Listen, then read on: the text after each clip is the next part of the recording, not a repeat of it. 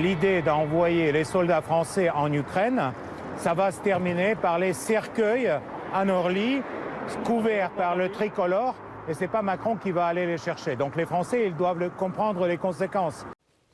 Bon, alors des propos glaçants du vice-président du Parlement russe, la Douma, qui ont fait sursauter la France. Il menace de tuer tous les Français, tous les soldats français qui mettraient les pieds en Ukraine.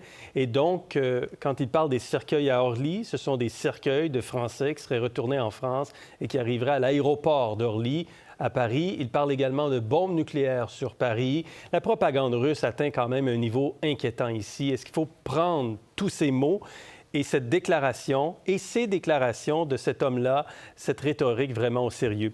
Et je veux juste replacer le tout en contexte. Le monsieur en question s'appelle Piotr Tolstoï. C'est l'arrière-petit-fils de l'écrivain russe Léon Tolstoï. Il est vice-président de la Douma. Il s'exprime très bien en français. Il a étudié en France. Il connaît la France. Et il parlait à un journaliste français de BFM à Moscou, qui est allé à Moscou pour réaliser cette entrevue. Aurélie, d'abord, comment vous réagissez aux propos glaçants quand même de M. Tolstoï? Bien, comme quiconque, on l'imagine, je trouve ça absolument terrifiant. Puis il y a quelque chose dans la texture qui est encore pire parce que c'est dit dans un français parfait. Là. On dirait que ça rajoute au caractère terrifiant. On comprend très bien ce qu'il nous dit. C'est pas une traduction, là. Oui, exactement. Venant de quelqu'un qui visiblement connaît la France, qui même en profite pour vanter les mérites de Paris. Bon, après, évidemment qu'on peut imaginer que ça s'inscrit dans un discours de propagande parce que tous les éléments de la propagande russe sont là. Hein. Les mots-clés, on les retrouve tous dans cette entrevue. Après, il faut aussi le lire dans un contexte d'une réelle escalade de la tension entre Paris et Moscou, ou plus spécifiquement entre Emmanuel Macron et Vladimir Poutine, sur le plan de l'image à tout le moins, dans un contexte aussi où la France est aussi une puissance nucléaire. Là. On tend à l'oublier parfois, mais c'est le cas. Donc, disons que la ligne est mince entre c'est juste un show de boucan, comme on dit, et il y a une réelle intensification des tensions, je crois. Parce que Vladimir Poutine, le 13 mars, déclarait que la Russie est prête à utiliser des armes nucléaires en cas de menace contre son État. Ici, on parle de cercueil à Orly, parce que Emmanuel Macron a évoqué à un certain moment la possibilité d'envoyer des troupes au sol en Ukraine. Il faut prendre tout ça au sérieux. Bien, c'est difficile d'en juger parce qu'effectivement, tout ça, c'est du théâtre. Tout ce qui sort du Kremlin, quelque part, c'est du théâtre. Donc, non, il ne faut pas l'y accorder. Je veux dire, il faut prendre tout ça avec un grain de sel, mais évidemment, parce que ce n'est pas la première fois là, qu'on évoque la menace nucléaire. Ça fait plusieurs mois là, que Vladimir Poutine sous-entend que ça pourrait dégénérer si l'OTAN s'élargit, par exemple. Donc, et arrive aux portes carrément de la Russie. Voilà, donc Vladimir Poutine avait déjà laissé planer cette menace-là. Puis j'ai le goût de dire, M. Tolstoï, dans un sens, il n'a pas tort quand il dit que si les Français jonglent avec l'idée d'envoyer des soldats, des troupes sur le sol ukrainien, bien oui, il y aura des conséquences, puis ça se peut qu'il y en ait un certain nombre qui retournent dans un cercueil. Donc, quelque part, il n'y a absolument pas tort. Puis c'est vrai que c'est vraiment un revirement. Tout ça, c'est un revirement. Si on se replace au début de la guerre en Ukraine, quand Macron se présentait comme un médiateur, quand il se présentait comme un émissaire de paix auprès de Vladimir Poutine... Jusqu'à la dernière minute, il a tenté justement d'aller parler, de convaincre Vladimir Poutine de ne pas lancer l'offensive sur l'Ukraine. Puis on se souvient de ces images assez frappantes de Vladimir Poutine et Emmanuel Macron d'un bout à l'autre d'une table géante, qui, ça aussi, fait partie du théâtre. Mais donc là, on est dans un renversement de cette posture-là, mais il y a aussi un contexte intérieur, puisqu'il y a des élections européennes qui s'en viennent et Macron essaie de faire contraste avec le parti de Marine Le Pen et le Rassemblement national, qui l'accuse d'avoir été trop complaisante envers Vladimir Poutine. Donc, cette position de force que Macron assume maintenant, bien, c'est aussi dans un contexte intérieur qu'il faut l'interpréter. Est-ce qu'il faut craindre une escalade quand même?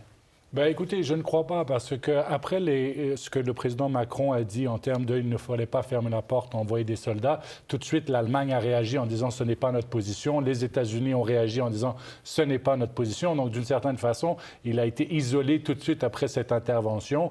Et vous savez, ce message russe, en termes de moi, en tout cas, son français est impeccable. Moi, ça m'aurait fait un peu plus peur s'il y avait l'accent vraiment un peu français-russe.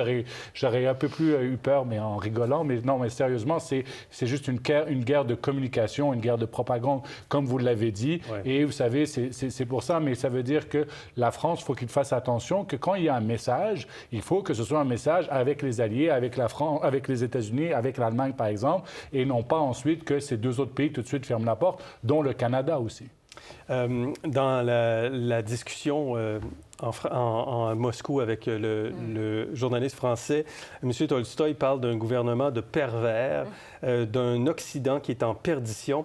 Et il fait référence ici à l'homosexualité de Gabriel Attal, le premier ministre du gouvernement français. On l'écoute de nouveau. Regardez votre gouvernement. Est-ce qu'on peut vraiment, à XXIe siècle, penser que ce n'est pas décadent d'avoir des gens si spéciaux Qu'est-ce que vous entendez par là le gouvernement? Mais Vous faites référence au fait que notre Premier ministre, Gabriel Attal, est ouvertement homosexuel? Je fais référence qu'aujourd'hui, la France est gouvernée d'une partie par les pervers. Tout simplement. Alors, être homosexuel, c'est être spécial, voire pervers? Tout à fait. Pour nous, oui. Absolument. Oui. Oui, bien ça, évidemment, ça fait partie, on le sait, du discours de Moscou. Hein. Le régime de Vladimir Poutine est très ouvertement opposé à la diversité sexuelle depuis tout le temps. Cela dit, ce qui est intéressant dans le contexte, c'est comme le mentionnait Noémie tout à l'heure, ça se dit à un public français dans un contexte où l'extrême droite gagne du terrain en France aussi. Donc, est-ce que ça, c'est le genre de propos qui pourrait éventuellement avoir une certaine oreille dans l'auditoire français? Je pense que c'est pas à négliger. Face à la propagande russe, il y a quand même une guerre d'images aussi qui se déroule en France. Et je vais vous montrer les images qui ont été publiées par l'Élysée d'Emmanuel Macron. Emmanuel Macron en tenue de boxeur, le biceps saillant, je dirais. Et on nous dit à l'Élysée que ce n'est pas retouché, contrairement aux photos qu'on a pu voir de Kate Middleton. Là, au-delà du sourire que ça peut provoquer, tout cela, est-ce qu'il y a un message derrière ça, Rodolphe, que de voir le président combattant? Oui, c'est sûr qu'il y a un message. C'est sûr qu'encore une fois, c'est dans un contexte aussi national de futures élections, etc. Montrer sa vigueur, montrer qu'il est énergique, tout à fait, oui. Et ça se fait dans plusieurs pays. Et il y a quand même aussi Vladimir Poutine est champion de ce genre d'image aussi. On se souvient qu'on l'avait vu sur un cheval torse nu.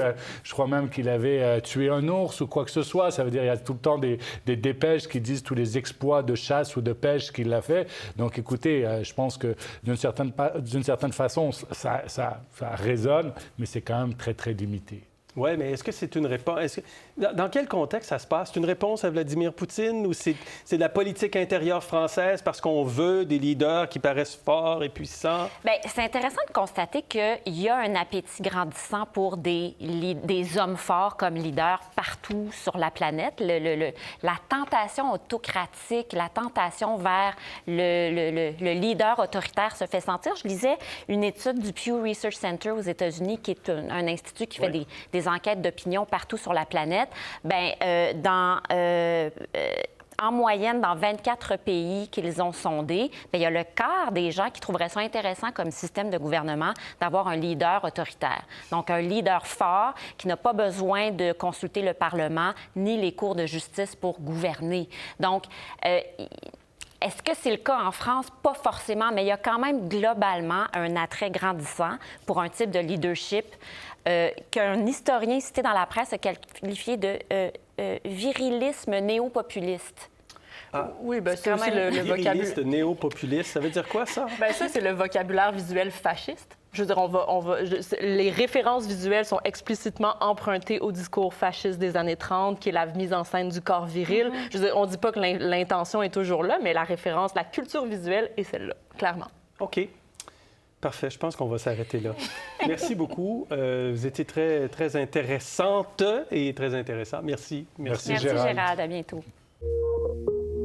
Pour voir nos émissions en entier, rendez-vous sur la chaîne Ici RDI.